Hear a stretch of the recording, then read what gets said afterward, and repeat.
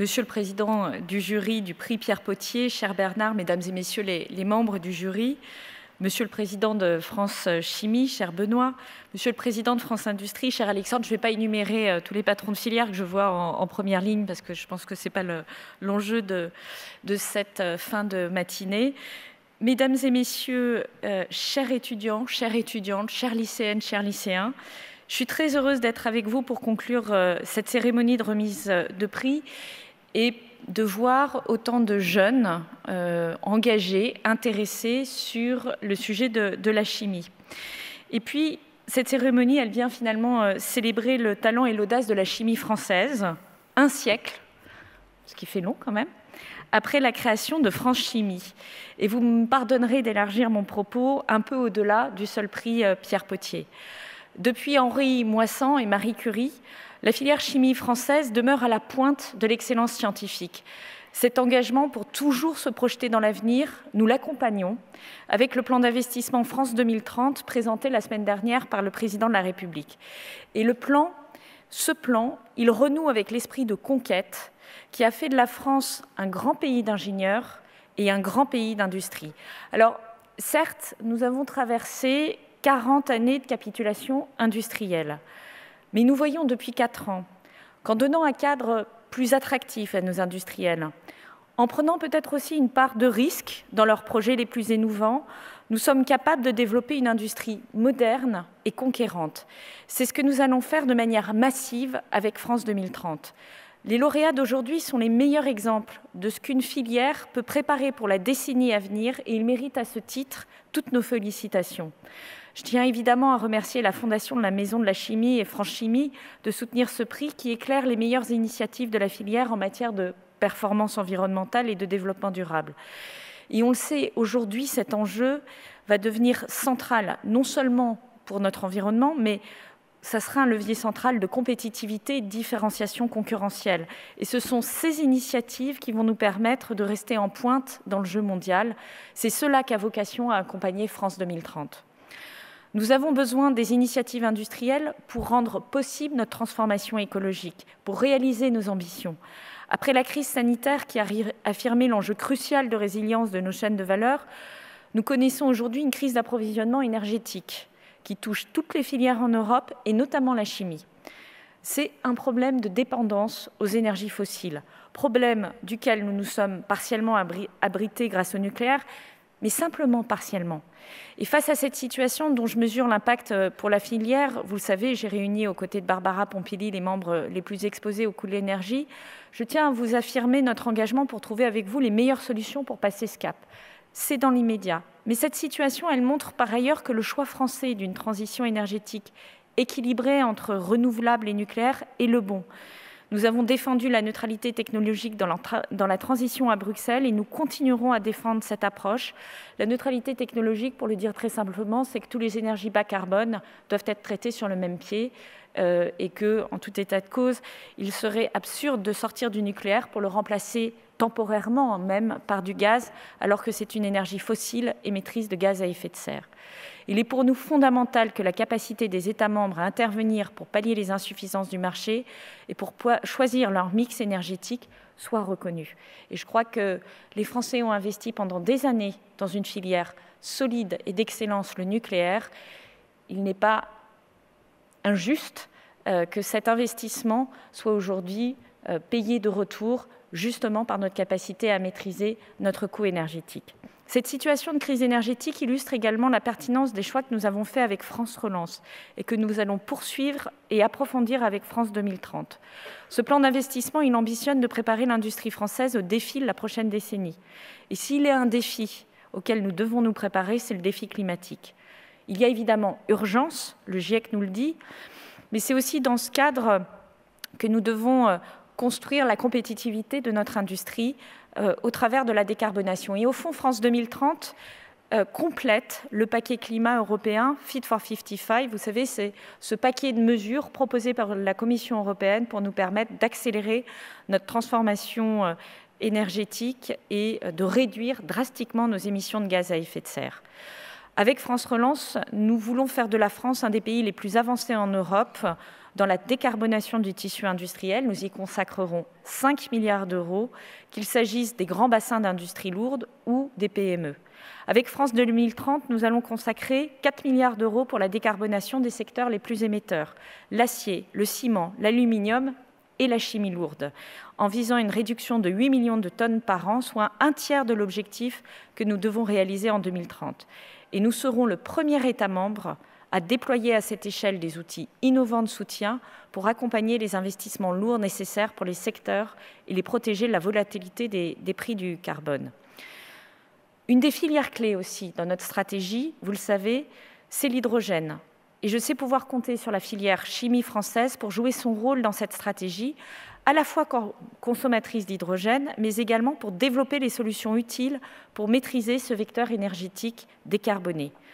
Nous n'oublierons pas non plus les territoires. Nous avons tiré pleinement parti du succès de France Relance en soutenant 99 projets qui permettent déjà de réduire 1,3 million de tonnes d'équivalent gaz à effet de serre. Et nous allons poursuivre cette action pour tous les projets de notre tissu de petites et moyennes entreprises et d'entreprises de taille intermédiaire.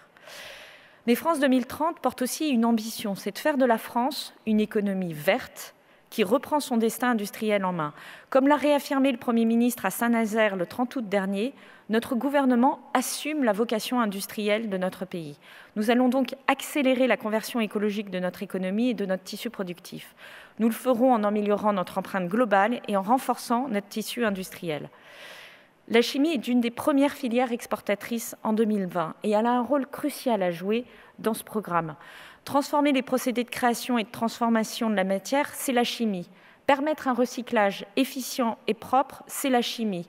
Créer des énergies durables qui sont produites localement pour assurer notre indépendance, c'est encore de la chimie. Ce sont ces objectifs qui ont été récompensés ce matin par le prix Potier. Ce sont ces ambitions qui sont au cœur du plan de relance. Réaffirmer notre vocation industrielle, c'est aussi tirer pleinement les conséquences de nos pertes de parts de marché ces dernières années et prendre le parti de reconstruire notre souveraineté. C'est pourquoi nous allons soutenir et nous soutenons des projets de relocalisation d'activités industrielles critiques par le biais d'appels à projets. Et vous le savez, là encore, dans ce dispositif, votre filière a été à l'honneur dans chacune de ces grandes plateformes. Je pense à Tavaux, à Fos, au Havre, à Chalampé.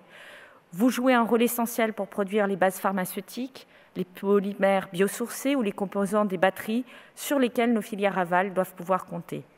Ces projets, c'est aussi de l'innovation. Parmi les sujets prioritaires, il y a notamment la revalorisation des déchets et des biotechnologies industrielles. Autant de domaines dans lesquels la filière chimie a un rôle à jouer, sur lesquels vous avancez vite. Nous avons ensemble présenté les principales lignes de la stratégie d'accélération chimie biosourcée le 8 octobre dernier. Et je ne peux que vous féliciter de continuer de vous saisir de tous les instruments que nous mettons à votre disposition pour mener à bien cette stratégie. Je crois que les projets présentés tout à l'heure illustrent complètement tous les champs d'expérimentation sur lesquels nous pouvons progresser. Avec France 2030, nous allons poursuivre ces efforts avec un effort spécifique sur les métaux critiques dans notre industrie à hauteur d'1 milliard d'euros et sur le recyclage chimique et plus généralement les polymères de demain à hauteur de 500 millions d'euros. Ce gouvernement est celui qui s'est, je le rappelle, le premier doté d'une véritable loi sur l'économie circulaire, marquant notre ambition pour une consommation plus durable des ressources et donnant de la visibilité aux filières pour s'adapter aux nouvelles attentes des consommateurs et pour mieux protéger nos écosystèmes. Il est crucial de nous adapter à cette nouvelle ambition. Nous allons développer et industrialiser des technologies innovantes de recyclage des plastiques, notamment dans le prolongement des innovations financées par le programme d'investissement d'avenir, en vue de favoriser l'incorporation du plastique recyclé dans tous les produits. La filière chimie a encore un rôle à jouer particulier dans cette ambition. Tous ces éléments qui peuvent sembler une longue liste, un inventaire à la Prévert de tous les champs d'action sur lesquels la chimie doit se mobiliser, témoignent d'à quel point la chimie est au cœur de notre transformation environnementale. Mais il n'y aurait pas de sens à préparer 2030 sans miser sur la jeunesse et l'attractivité des métiers dans l'industrie. Et quel meilleur exemple que le prix Potier des lycéens. Grâce à ce prix, durant l'année scolaire écoulée, c'est plusieurs milliers d'élèves de toute la France qui ont probablement découvert, travaillé sur les projets menés dans le secteur de la chimie en faveur du développement durable. Et sans doute, ces lycéens et ces lycéennes ont changé leur regard sur la chimie et plus largement sur l'industrie. Ce que nous faisons au travers de ce prix avec 5000 élèves, nous devons le faire plus largement avec tous nos jeunes scolarisés pour que vous soyez pleinement partie prenante de la transformation que nous devons mener. Nous devons aussi vous donner, étudiantes, étudiants, lycéennes, lycéens, les moyens de réussir. C'est pourquoi l'insertion économique des jeunes figurait en bonne place dans le plan de relance avec des dispositifs puissants en faveur de l'apprentissage, de l'embauche des jeunes, de la formation dans les secteurs stratégiques. C'est pourquoi France 2030 se dote de 2,5 milliards d'euros pour investir dans les compétences et les métiers d'avenir et faire en sorte que vous ayez accès à des formations de grande qualité, par exemple avec la création de 1000 chaires de collaboration industrielle à l'horizon de la décennie. Attirer les jeunes dans l'industrie, c'est un combat qui m'est cher. Et je veux m'adresser plus particulièrement aux lycéennes et aux lycéens présents. L'industrie, vous l'avez vu, c'est un secteur qui offre des emplois de qualité.